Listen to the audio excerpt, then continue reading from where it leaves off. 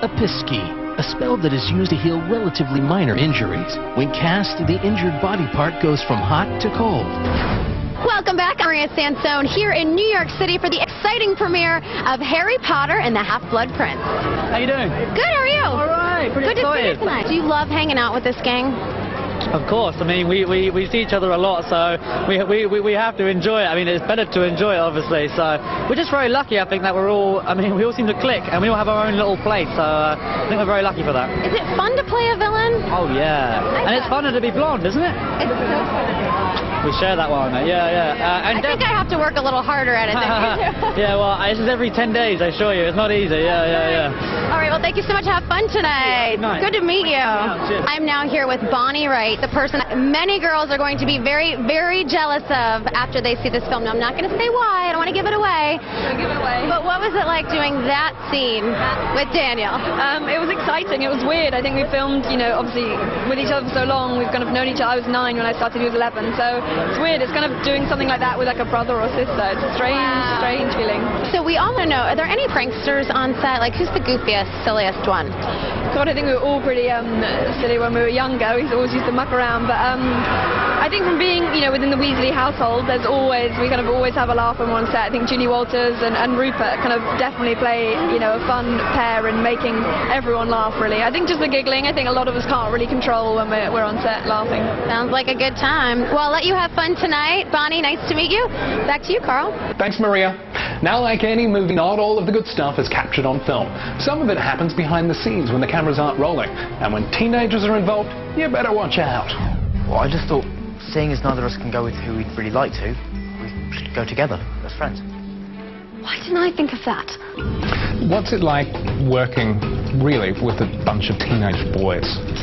Awful. It's really awful. I'm absolutely miserable. No, I'm joking. They're good fun. You stop eating. In fact, they may have had too much fun. Your director told me you're a bit of a giggler on the set.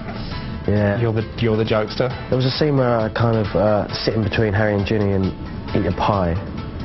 And I don't know why that was so funny on the day, but it's always kind of really weird stuff like that.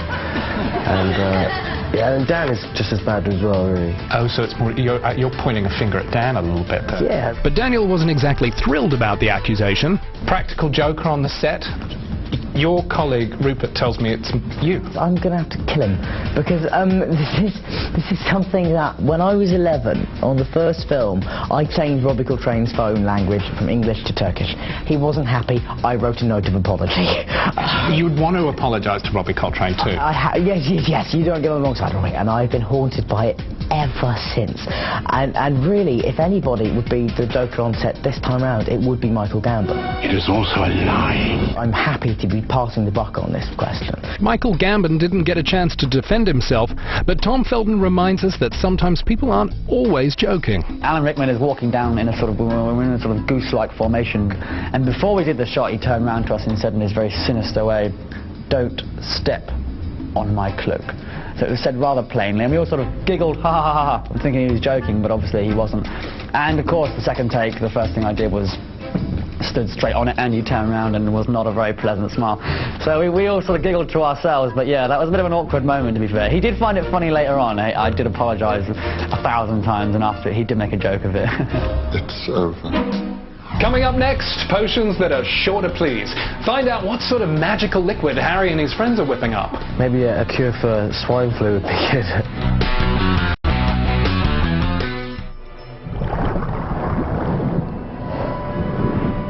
I'm like you, Tom. I'm different. Prove it.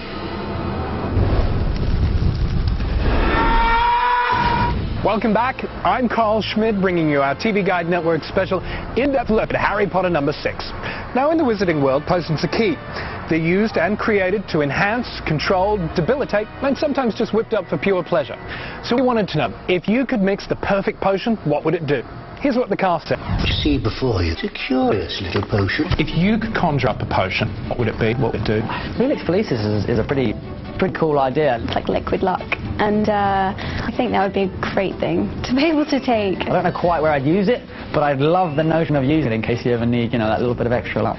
Clever. Well, brilliant. The liquid luck won the highest vote. Bonnie Wright chose a potion that's closer to heart. The love potion, which is quite, I know a lot of the girls, you can see a moment when they're all sort of getting quite kind of pulled in by this potion, and it's quite a powerful idea, you know, this kind of sense that they can, you can control and lure people.